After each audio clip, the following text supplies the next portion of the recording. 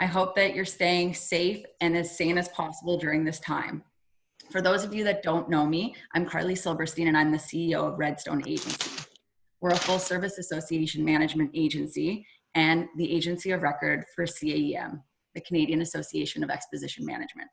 For those of you who may not be members and not too familiar with CAEM, we're a not-for-profit association that works on behalf of the exposition industry to provide targeted education, valuable networking opportunities, health and safety guidelines, best practices, and we give input on regulatory issues facing the industry. I'm incredibly privileged to be here today among 215 of you. That's right, 215 people registered to participate in this webinar.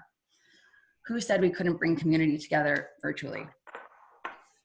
I want to extend a heartfelt thank you to the CAEM Board of Directors, particularly Catherine and Bianca, for inviting me to participate in this capacity. Redstone is grateful for the strong and productive working relationship that we've been able to build with the CAEM community over the past few years. Strength is often best tested under challenging circumstances, and I think that COVID-19 is that perfect challenge example. CAEM and Redstone have been working in tandem around the clock since the outbreak of COVID-19 to ensure timely and necessary responses to industry questions. In a few minutes, I'll introduce you to Catherine McNutt, CAEM President, and Bianca Kennedy, CAEM's Vice President, who will bring everyone up to speed on some of the efforts and initiatives that have been undertaken. But first, no event can get underway without housekeeping. So I'd like to just mention a few rules of engagement. So as I mentioned a few moments ago, but for those who may have joined us over the past couple of minutes, everyone's microphone should be muted. We also ask that you not turn on your video. It's to limit distractions for our speakers. We'd love to see all of your smiling faces and look forward to doing so in the days and weeks ahead. We received an overwhelming number of questions in advance of this session, so thank you for your active engagement already. Like I mentioned, there's over 200 people with us today. The questions range from advocacy, predictions for the future, and what we can and should be doing to prepare the industry for recovery. These questions structured the conversation that's going to unfold today. But due to these large number of questions that were pre-submitted, we might not be able to address any new questions that come through the chat feature today. But I still want to encourage all of you to share your thoughts, comments, and questions in the chat box. So if you hover your mouse on the lower part of your screen, you'll be able to get a chat box. You can type in there. Questions will be directed, questions input there will be directed to the Redstone account, where we'll be monitoring and downloading these. If we have time, we'll get to a few of those. If we don't, we will save these and we'll be using this as content for future updates, newsletters, and other virtual sessions similar to this one. I'd now like to welcome Catherine McNutt, CAEM President, and Bianca Kennedy, CAEM Vice President, to share more on CAEM's efforts to respond to COVID-19, as well as what CAEM will be focusing on next. Catherine, perhaps we can start with you. In recent weeks, CAEM has turned its focus and attention towards advocacy for the exposition industry. Can you tell us more about this pivot and what CAEM has done to date? Thanks, Carly. That's a great question. Before I answer it, though, I'd like to take this opportunity to thank CAEM's annual sponsors, whom we very much appreciate.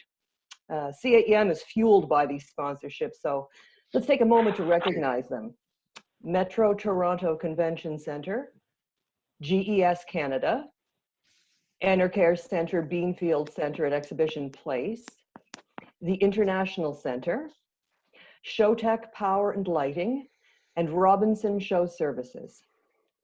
Now to your question, Carly. Clearly, CAEM's Board of Directors and Management realized right off the get-go that we had to respond quickly on behalf of our industry and provide resources and action to support our members. With the help of Redstone Agency, with CAEM's AMC, we went to work to assemble tools and information. For example, on March the 18th, we sent a letter to government urging them to include companies involved in the planning and execution of expositions specifically in their funding support. A template was sent out to members as well, encouraging them to do the same on their own behalf individually. Then we set up an online forum on CAEM's website, and that facilitated member-to-member exchange of ideas, information, concerns. We also work with Redstone to provide member access to webinars that they produced. And this included a digital roundtable with experts from the legal and accounting spheres on the topic of Canada's COVID-19 stimulus plan. And it also included a report on the eligibility and process to access these programs. But ultimately, we realized that our industry needs to work together to provide leadership and a unified voice to advocate for face-to-face events in Canada. And this is why our relationships with associations such as Meetings Mean Business Canada, Convention Centres Canada, and Tourism Industry Association of Canada are so vital. We are basically all part of the same ecosystem here.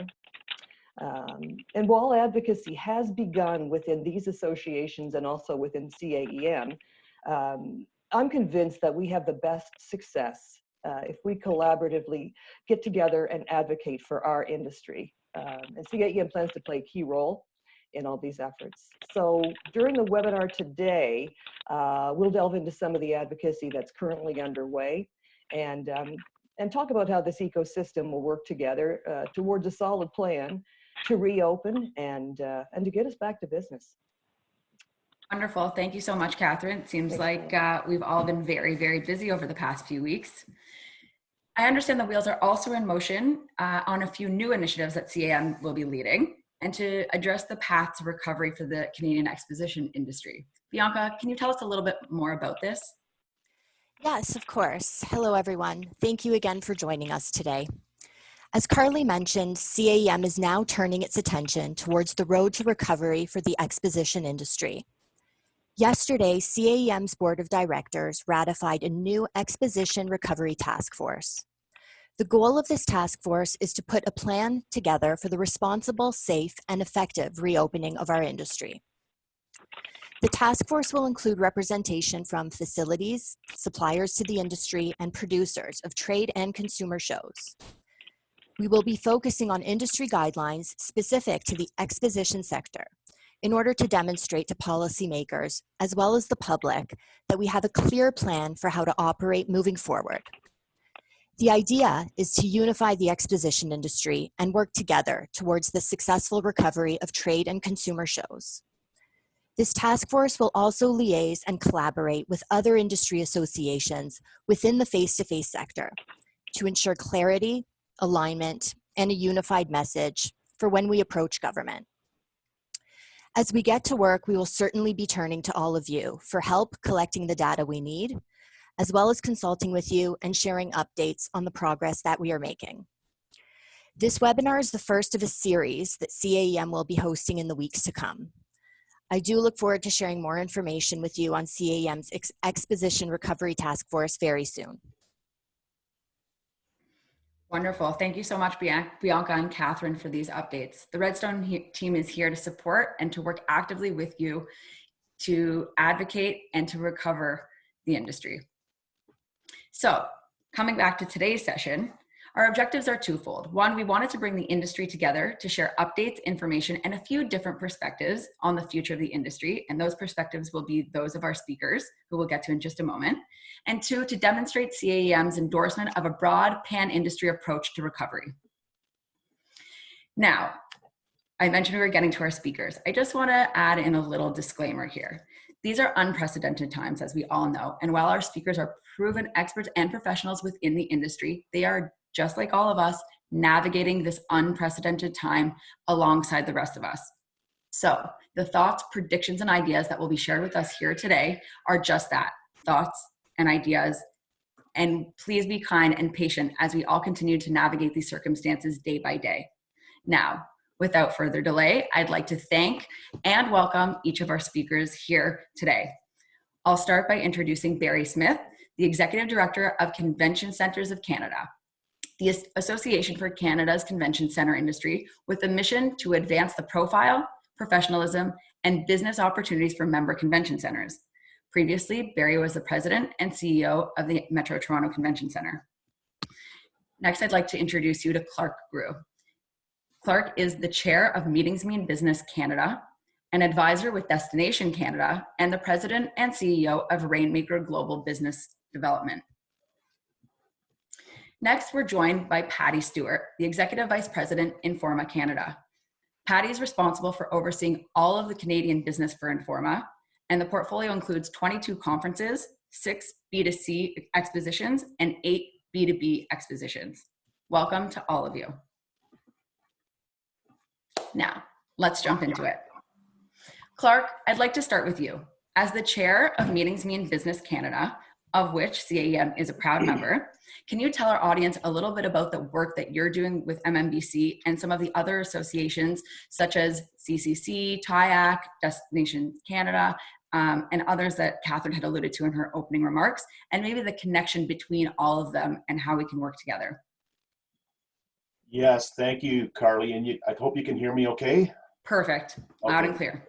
Great. Every one of these webinars seems different, so it's always good to check the sound, check the video before we get started. But thank you very much for the invitation. Thanks to Catherine and Bianca for inviting me to join this important discussion today.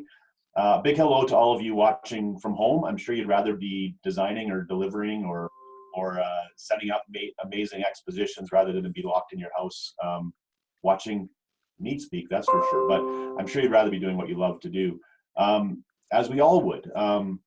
So when I became the CEO of the Calgary TELUS Convention Center in 2016, I remember joining the Convention Centers of Canada group and the leaders from the convention centers across the country. And right away, of course, Barry Smith was the master, the expert with so much history in the convention world. Talked to Barry about advocacy and how do we advocate for the meetings industry, the business events industry.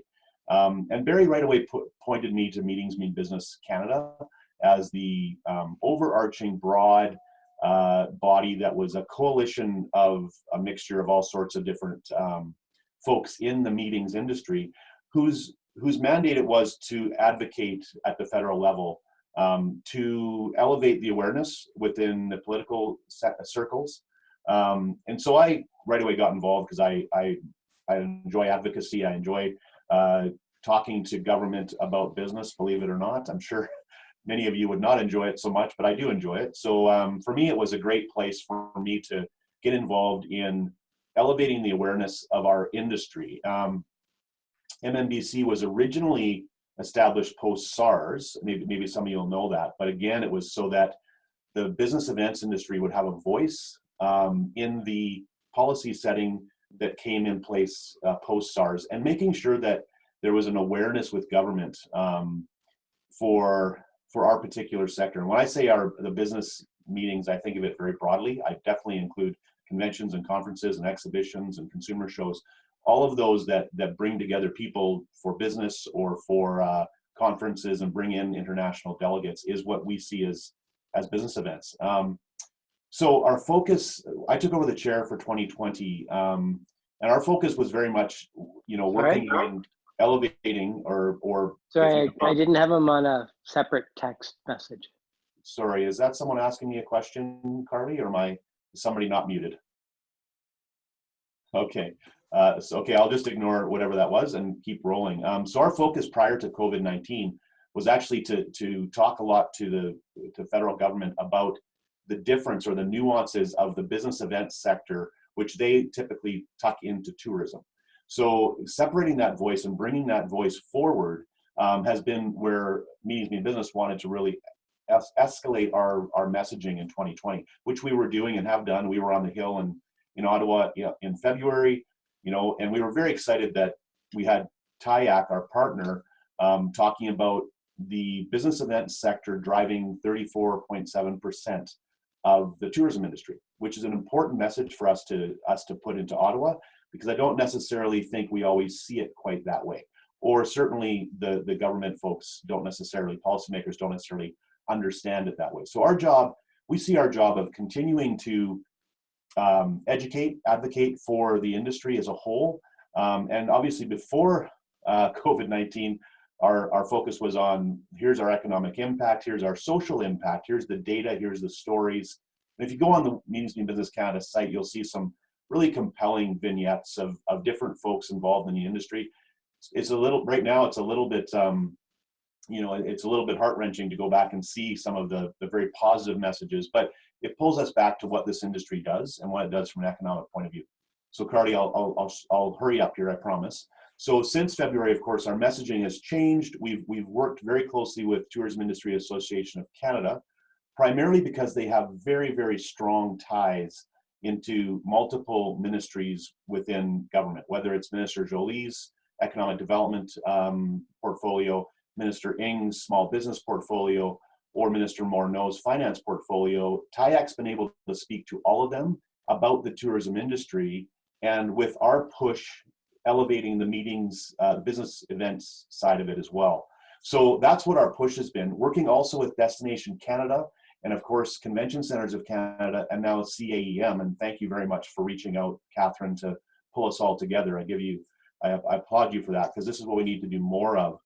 And now obviously turning to getting in with all those groups to elevate the importance of supporting the industry, and especially as we move towards recovery, looking at ways to help the industry recover. So Carly, maybe I'll stop there. That kind of paints a broad picture. I hope that somewhat answers what you were looking for in this question.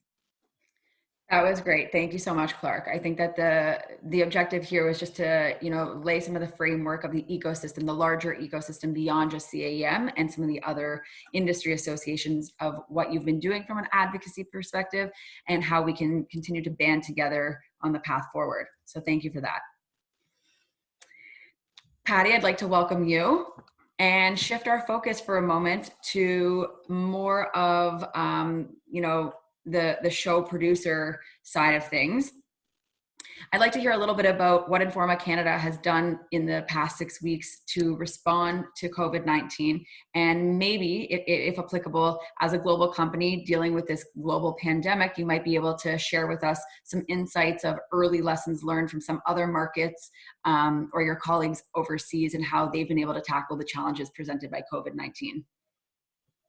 Thanks, Carly. Thank you for having me. Well, first of all, I'll be really transparent and say I'm certainly not an expert in this, because all of us are experiencing this for the first time, and we're all trying to navigate through this new territory. I can share two things that we've learned with our group in all of this. The first one is, throughout this whole period, the last 6 weeks, I think it's been more important than ever to remain close to your customers and to continue to deliver them content and information and news. No news is bad news in these situations, because people want to know what's going on and they want to know what you're going to do, and they need a sense of confidence. So I think that it's really crucial to be continuing to reach out to your attendee groups and to your exhibitor groups. The second thing we've learned, and I think we learned it after about the second week of all being, you know, working remotely and staying at home, and that is, I think for the first time, certainly in my career, we really are being forced to think about what our business model actually is. We've in face-to-face businesses, bringing large groups of people together, and we do need to rethink, is that going to be feasible, at least in the short run? And if it's not, how do we transition, or how do we hybrid a model so that we continue to have an industry and a business? That's not something that we've had to really look at before, but I think if we don't all start to look at that, we're going to find ourselves a little bit behind the 8 ball. Wonderful. Thank you so much. Those are two really great things that you've already honed in on and that you're continuing to work towards. We'll dive a little bit deeper into some of the other things that you've done a little bit later, but now I'd like to welcome Barry, and I'd like to hear from you how your facility members across the country have been responding to government bans on mass gatherings. Thank you for inviting me to this webinar. In answering your question, I would break it up into three things. Those things that are unique to some members, those things that are in common, and where that is leading us as Convention Centers of Canada. One of the unique things for some of our members is being repurposed. The Vancouver Convention Centre, by way of example, has been set up as a hospital. It was originally going to be for patients without COVID. Now it's a facility for patients with COVID. You can think of the enormity of that kind of work because it has to be ready within hours' notice from public officials. Others have been set up as homeless shelters and other facilities for their communities, and the vast majority are closed. So that's some of the variability. What's in common at the member level, of course, is much what is in common with you. Having to have tough conversations with employees, having to close down your assets, protect them, maybe only operating engineers and a few others are roaming the buildings, move to team meetings and Zooms. Think how many team meetings and Zooms we've all had in the last 6 weeks. And then it takes us to the conversations they're having with clients, to Patty's good point, keeping in touch, finding out where they're coming from as we all ruminate and think about when this might reopen and what that might look like. I think what's difficult for the members in large is that these are facilities that are designed for large public gatherings. And we all know that's going to be out of the marketplace for a period of time. How that comes back will affect their businesses. That's led to conversation among the members about what we as an association might do. And we're paralleling what CAEM is doing. We have exactly the same view that the members of associations need to get together, formulate some plans, and then develop their plans of how they're going to work together.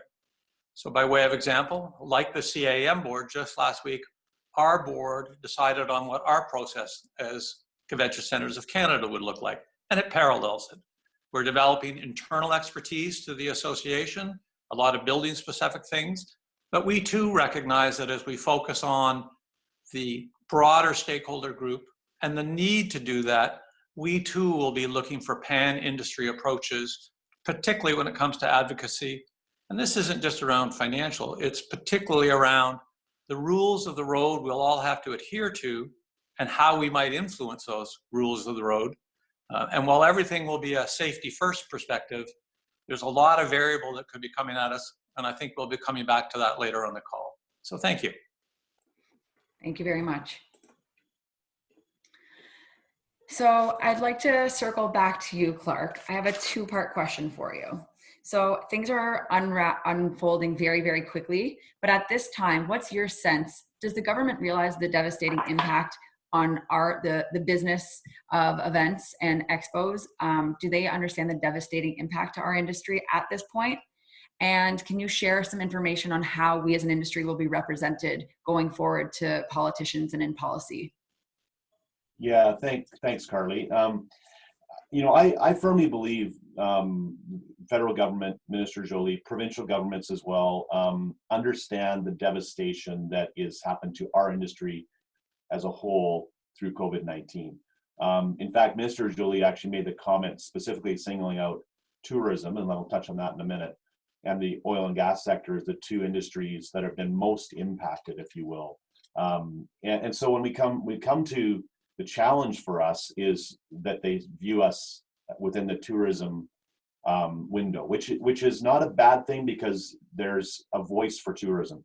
So we are continually working to piggyback onto that, but we also are constantly trying to change the conversation because of what expositions bring to a community, what they bring to our cities, what they bring to our economy.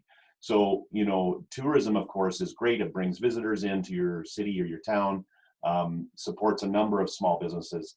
But what we continue to raise with government is it's the business deals and the sales that take place at exhibitions that drive the economy for a longer period of time. They're a more sustainable engine because it's joint ventures, it's distribution deals, it's those things getting formed on trade show floors and exhibitions that create long-lasting value in our communities and our economy, and the jobs that last for years and years. We all know that intrinsically. We see it happen, you know, on the exhibition floor, in conferences. We see business deals being done all the time, and there's such critical impact. So, you know, we see the role of all of us is to continue to elevate that message around economic and even social impacts that exhibition and conferences have. We all know that there's often legacy contributions and donations that happen after an exhibition. They support a school, they support, you know, lunch bags for kids, whatever. Those social impacts are also really, really important that come off of this. So, you know, I think that, I don't think they're numb to it. I don't think they don't think it's happening. I think, you know, many of our businesses are small businesses. We know that. And so that gets rolled up in their lens into the support for SMEs. So we continually work to elevate the critical component of exhibitions and conferences because they're also that engine to restart and to keep letting them know that as we let this happen safely, like I want to make sure we're clear here that I don't think anybody in the industry, as much as we'd love to be working again, want to do it in an unsafe way. Everybody wants to ensure their attendees, their exhibitors, their delegates at conferences are safe, are not going to get sick because they went to a conference. So that's really important. But also for us is to continually separate the message of business events from leisure tourism. I think that's what we continue to work on. We need stories to tell that. And we need your stories. We need to hear from CAEM on different stories and ways that we can explain this. It's interesting when you're talking to politicians, you talk about the federal government. Well, they should have all of Canada in mind. Well, each MP is very tied to their own constituents, and they want to hear what's going on in their community. The questions we get when we were on the Hill in February, and I talked to one of the MPs about an issue we had in Calgary where we couldn't get 800 international delegates to a conference of 3,000 due to visa issues at the time. He very much wanted to know how that impacted his community. So, you know, remembering that MPs think as much as they think federally, they also are tied very closely to their home jurisdiction. On the second question, Carly, you know, we have developed these channels now to the federal government, which is great, and we work to continue to develop them and strengthen them and keep pushing for more advocacy as we leverage TIAC, but maintain the discussion around meetings. We're also working on them at a provincial level. I had a great discussion with a gentleman in Quebec who wants to start a Quebec basically level of meetings mean business, which is fantastic because some of these regulatory challenges are going to be localized, and we need to be aware of that. But it's key that we as the broad industry, you know, come together to leverage each other's channels and leverage each other's stories so that we're, you know, Barry has some channels that I don't have. Catherine has channels I don't have. We need to bring them all together so that we are constantly doing it better together, I would say. That's great. Thank you. Just quickly want to check in with Patty and Barry. Do either of you have anything else to add, bring some color to this part of the discussion? And it's okay if not, just wanted to give the opportunity. Oh, Barry, you're muted.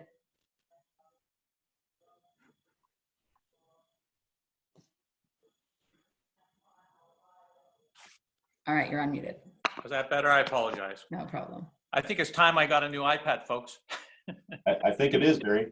Yeah. In any regard, I would add a couple of things. In regard to the question of whether the government gets it, if you go to the Destination Canada website, you'll find the McKinsey & Co. report on the devastation of the industry. And while it's primarily a tourism/leisure-based study, it is representative of what's going on in our industry. And the minister has made reference to that. So if there was ever a compelling story, it's the government's own story that they get it. In fact, I think she once used the expression about a canary in a coal mine. On 2 different webinars, the minister has talked about how to advocate. And let's face it, everybody in Canada is advocating right now for their particular sector. It's whether or not you can get into the appropriate offices with the appropriate messages. And she encouraged us to use the existing channels that were there And she turned to TIAC and she said, because of that existing relationship, TIAC has the ability to talk to the Bank of Canada, the Minister of Finance's office, and her office. So she really encouraged us to do that. So that's why Convention Centers of Canada, MMB, and others have been doubling down on that relationship. And I thank Clark for his leadership in that regard. The other thing that TIAC has done in recognizing that they have to examine their own advocacy agenda is they created a working group across the country. They have recognized that the industry, the visitor economy, is much broader than leisure, and they have a sector approach to it. And I believe there's 8 or 9 different sectors that are being represented in this.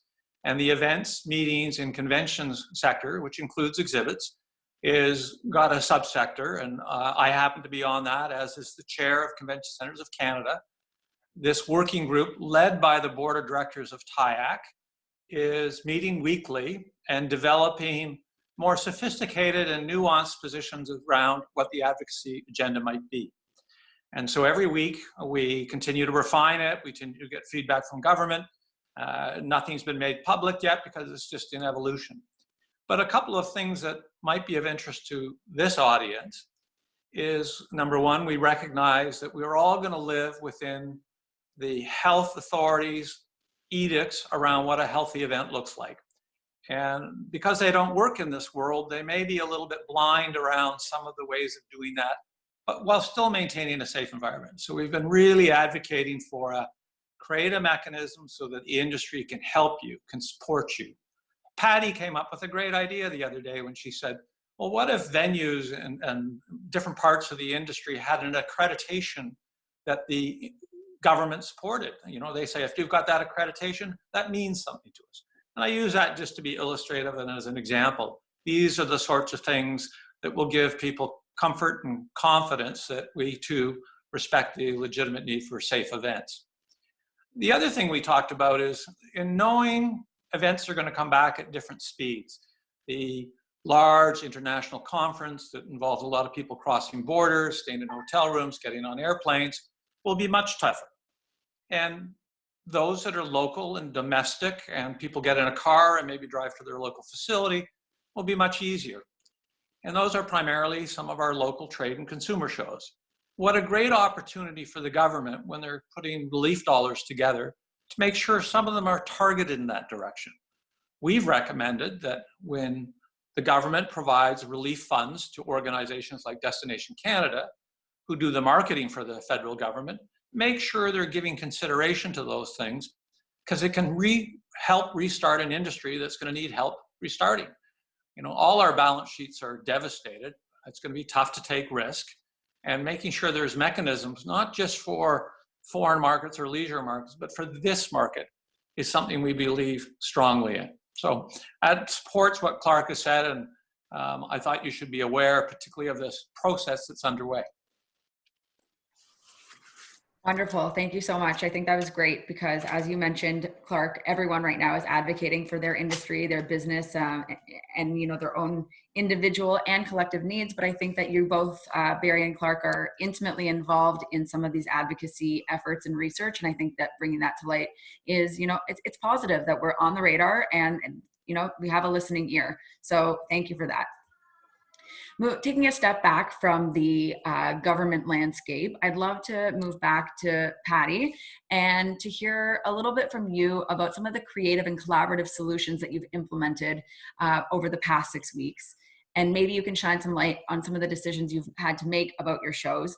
I'm particularly referring to the one that I know and love, the One of a Kind show, which I believe has, you know, since gone online. So I'll hand it over to you to shine some light on that.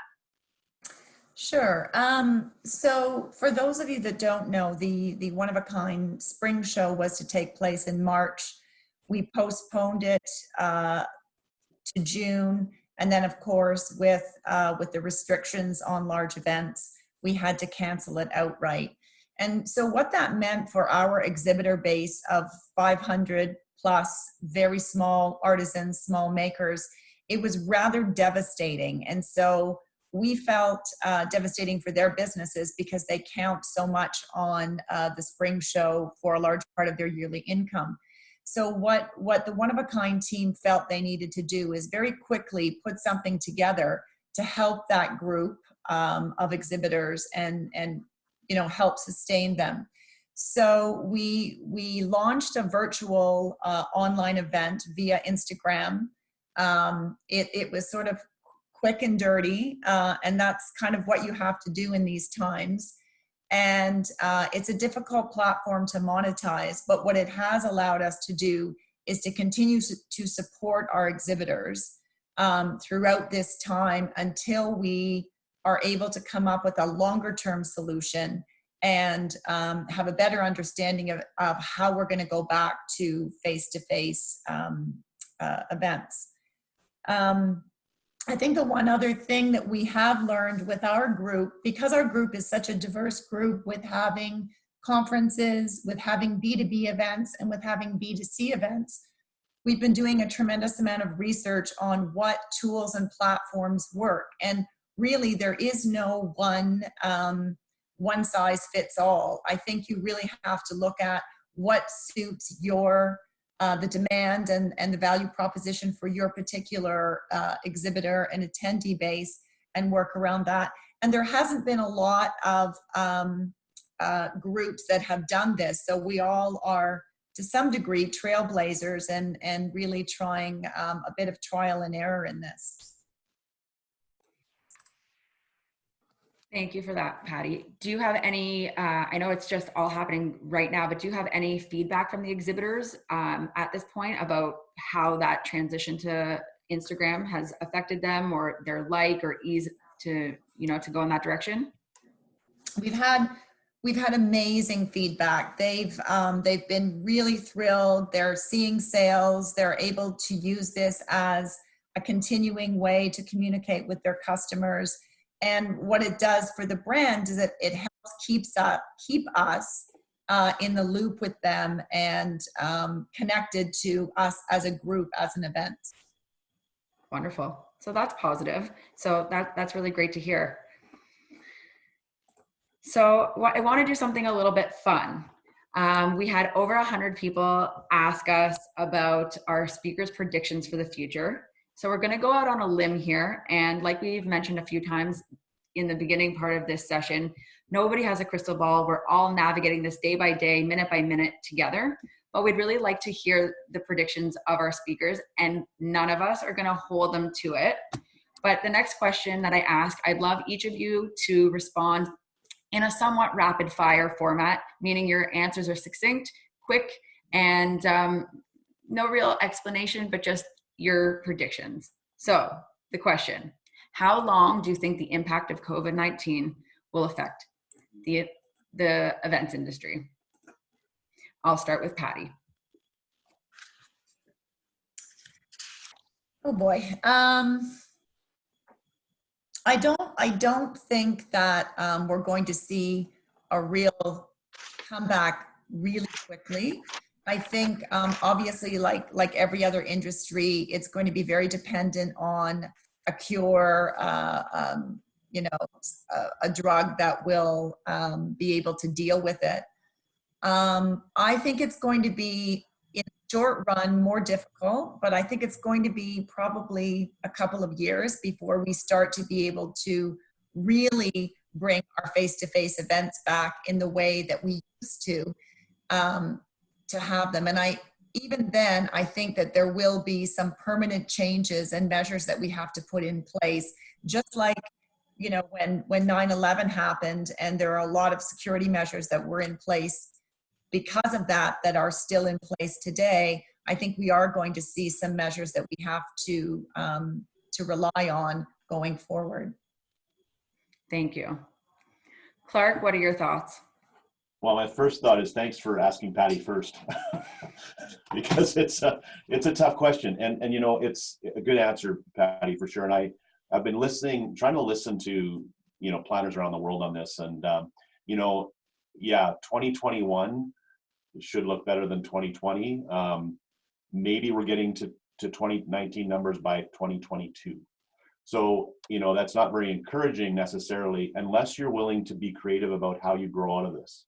If you think about it, you think about just a few ideas here to add, Carly. The industry will contract before it will grow. So that's typical of any sort of, event like this on an industry. So think about that and how it affects your business, and maybe how you deal with suppliers or partners or former competitors who now are maybe going to become partners. So think that through as your business as to where the opportunities might be.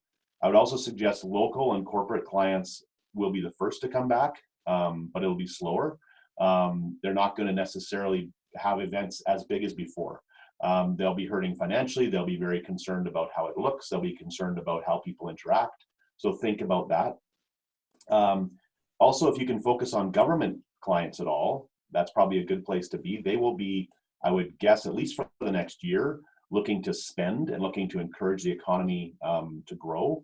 At Rainmaker, when we work with our clients, we're focused on this quite significantly, looking at how we leverage grants to help our businesses still find new opportunities to grow. So there's opportunity within this if you're creative. And I would say be prepared for consolidations, for price wars. This is getting there. The gig economy is coming, I would suggest. We won't get on that topic too much yet, Carly. Just ask the Brits, they're all about it. But this group, our industry's been gigging for years. So we're used to that. We're quite nimble and quite able to move and shift with the tide. So I think we're in a good position to be nimble. And I think the more nimble you can be, the more creative you can be, which you're all creative people, but be creative, not necessarily within your business, but on your business, if that makes sense. I'll leave it at that, Carly. Thank you. And Barry, what are your predictions? Muted. Oh, Barry's muted. am I muted? Not anymore. You're good now. You're good. When I worked at the convention center in Toronto, and again, I apologize about my iPad. I'm having lots of problems with it today. Can you still hear me? Yes. Can you hear me? Yes. Okay. When I had the pleasure of working at the convention center in Toronto, I used to, in debating different issues with my exec team, sometimes make us all take a bet, write it down, and then we could have a little fun with it later. It also prevented groupthink. So I've gone and done that. So apologies, I'm going to look down at my notes. Number one, digital and hybrid events are here to stay. They're not disappearing. Social distancing protocols will be intense until not only a vaccine has been developed, but we're all mask inclinated. And then I believe we will go right back to the way we used to engage once we have the comfort of that. Smaller domestic markets that serve local populations will come back first. I believe that'll start in 2020, but the larger international events, I do not see them happening until 2021, and probably not towards the back end of the year. Some event categories are going to disappear, new ones will emerge. Competing events will have to merge, or some will be gone. All participants in the marketplace, venues, airlines, DMOs, show producers, the supply chain, etc., have seen their balance sheets decimated. This is going to reduce risk-taking, and the ability to fund new events is going to be difficult. And I think, like Clark, we're going to see consolidations, mergers, and different type of partnerships develop to fund new events. So I expect to see new business relationships. All of us for the next foreseeable future are going to have more engagement with public health officials, and we're going to need to build on those relationships to be successful. I also think the notion of new event design, something that Patty's been talking about, is going to include venue design. We're going to see venues be redesigned to accommodate this new reality. Not extensively, but to some degree. Many centers are running at a loss or getting funding from their levels of governments or their DMOs, and they use this to buy events. I don't think that business model of providing certain types of industry, certain types of events, not only a free building, but cash, I don't view that as sustainable, and I think that's going to disappear. So those are some predictions, and I hope I'm wrong on some of them, but I thought I'd take a risk on them. Carly, can I add one more point? Absolutely. And I think it's adding to Clark's point about that we're probably all going to have to take a step or a couple of steps back before we move forward and before we get to 2019 numbers or where we're at. But I think it's going to be more important than ever that, that we work so much more closely with our suppliers and our venues to collectively understand where each other are in the stepping back and moving forward. And I think some of the rules and regulations around who does what may be thrown out the window, and we have to have a much more open mind about how we move forward together. I know we've even started looking at our exhibitor contracts and started to say, you know what, that is not going to apply anymore, those kinds of criteria and restrictions in the new world of getting us back to normal, whether that's hybrid or whether it's virtual events. So I think we really need an open mind about how we now work together with our partners. That's great. Thank you so much. So I'm just being mindful of time, and I wanted to dive a little bit deeper on some of, Patty, what you just mentioned in your predictions, and Barry. So I think I'm going to just, I'm going to rephrase the question, and then maybe you can each in turn respond, just because I know that it's many people had similar questions. So I want to make sure we get to it, but we might have to just be mindful of time. So here we go. So Barry and Patty, continuing on with your predictions for the future, I think we all recognize that venues, whether they be hotels, banquet halls, exhibit facilities, convention centers, what have you, they're going to be receiving direction from the public health officials around things like social distancing, entering the building, number of people, safety protocols, all of that. While none of us, again, know what this will look like in the days that come, it will be incredibly complex to navigate. And Patty, to your point, it will be a new level of collaboration that will make this all work for the industry at large. But when we say all of this and all of the moving pieces that need to change and adapt, what comes to mind and what do you worry about? So Barry, let's start with you to answer that, and then Patty, over to you. I think I worry about what I'll call a discordant response or unintended consequences. We all know we're going to be following the direction of public health officials. We know those are not going to be uniform. The provinces are opening up differently, and we're starting to see different rules of the road. And it's understandable that so far when we're talking about public gatherings, which we fit into, they're very simplistic rules. You know, no larger than X. You can't have an event larger than, pick a number, 150 people. Well, 150 people in an event venue the size of the Toronto Convention Centre is a lot different than in a lot of other venues. A show producer could easily control access and egress and have 150 people go through, but that's not 150 for the life of the event. You could put a lot more people through over the course of, say, a 3-day event. So these are the kinds of realities that we can bring to bear as an industry. And we'll want to do it in a way, in a cooperative way, in the spirit of safe events, that provides expertise. And what we're doing now, and I applaud CAEM for its approach, and I know other organizations are doing it, and we're seeing it in the States as well as we watch what other countries are doing, where this notion of working together to influence these decisions is going to be critically important. So for me, to avoid these unintended consequences, it's going to be important that we share the information that we're sharing, listen to each other, work on solutions, and have a large united voice when talking to government around this is what we think. Great, thank you. And Patty, building on that and some of the comments you previously made about looking at your exhibitor contracts and just some of those tweaks you already are starting to make, what do you think is going to have to happen in the future, and some considerations from the show producer perspective? You know, floor plan design, contact lists, things like that. Yeah, I mean, again, it's all new territory, so I don't think any of us know, but I think we have to plan for worst case scenario so that we're prepared and then we can dial back accordingly. And that's everything from, you know, biosecurity, biosafety. I think we have to really get clarity with our partners on who is going to be responsible for what, from the venue point of view, from our suppliers, from the show producers, and then from our exhibitors.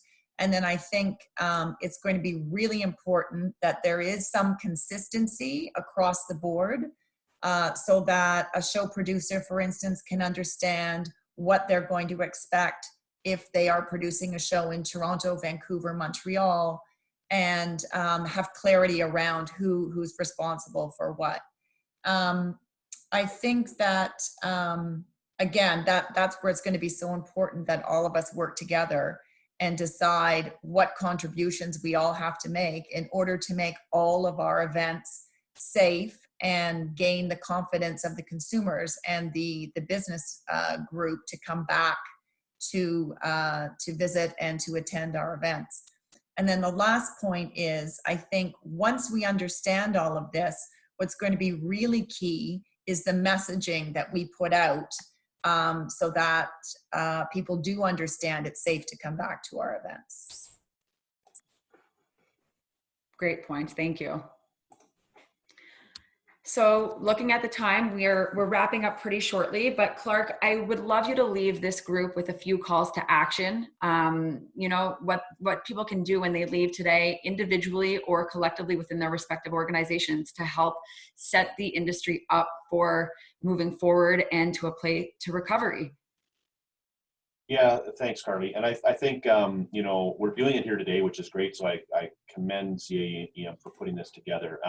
And having these conversations and having channels open up is really important. You'll see a number of surveys come through from different organizations, whether it's TIAC or DC or Meetings Mean Business or CAEM. Take the few minutes, please, to fill them in. Those are great channels. They're actually, you know, the government and advocacy groups are listening right now more than ever before. So, and not that they weren't before, but there's open ears right now. And the more, they always want to hear from the grassroots. You know, it's one thing for me to stand there and say, this is, you know, this is important for MMBC or Catherine or Barry. But when we have stories to tell, when we have, you know, experiential stories, it's so much more impactful. So any chance you have to do that, please share, please contribute your thoughts, because it really does make a big difference. There's no question. A couple other quick ones, Carly, before we wrap up. Connect with the industry. Make sure you never know where that next opportunity is going to come from. Like you don't know who might end up being a partner in these things. So lots of opportunities to network in unique ways right now. Make sure you're doing it.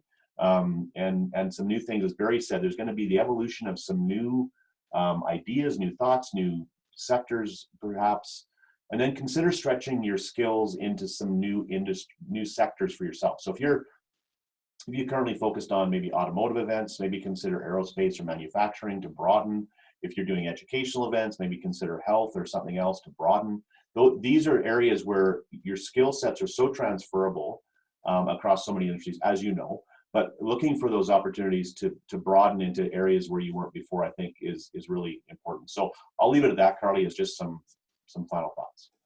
That's great. And I'd like to give the opportunity to both Barry and Patty, if you have any final thoughts. I know it's a very ever-changing topic and, you know, there's a lot to be said, but if you want to leave the audience with just your final takeaway, final thought, Barry, over to you. I'll defer to Patty. Okay. Ladies first. Patty, anything to add? I think the only I guess final thought that I have is that that I think Clark expressed with his very first comment, and that is that we are better together, and that if each of us are off trying to do our own thing, we're not going to be as efficient or as effective as we will if we are collectively together. And so I think we'll, you know, we will look to Catherine and CAEM to help us with how do we keep together and how do we move forward as a collective group to continue to have next steps and action so that we can advocate for this industry. Thank you. Barry? In recognizing we're going to go through a tough period for the next couple of months, and it could drag into the next year, we need to be compassionate, have empathy, understanding, be careful how we impose business conditions on each other, respect the fact that in these tough times, if there's ever a time to try and find your way through to respect long-term relationships and build on them, have a little consideration in that in your business dealings. It's going to be important. Everybody has financial problems, and you need to approach this from the longer term view that we will only come back more quickly if we keep the industry alive, not just one component of it. So we all need to make sure there's space for the full value chain of the industry, and not inadvertently or unintentionally kill any one piece of it. Thank you so much. I think that I can speak on behalf of everybody here today. Your insight was very, very valuable. And you know what? There is some positive things that are coming out of this. So challenging times, you know, we can come back better and stronger together. So thank you all for your time and for, you know, being vulnerable with us, because I know that we asked you some questions that nobody knows the answers to, but you put yourselves out there with your best guesses and your best predictions. So thank you so much for that. I want to reiterate some of the small actions that individually and collectively we can take, back to a few of Clark's points, and we'll be including some of these resources that he mentioned in a post-event communication that will be coming to you soon. It will be chock full of resources, links, and a survey, which I really, really want to highlight. I know every event has a post-event survey.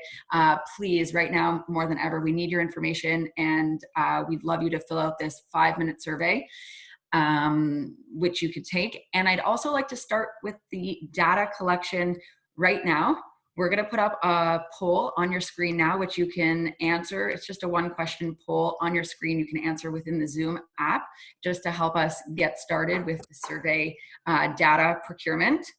And I want to thank each and every one of you for your time and your commitment to helping move the industry forward. We appreciate you joining us for the past hour, and we hope that this was valuable information for you.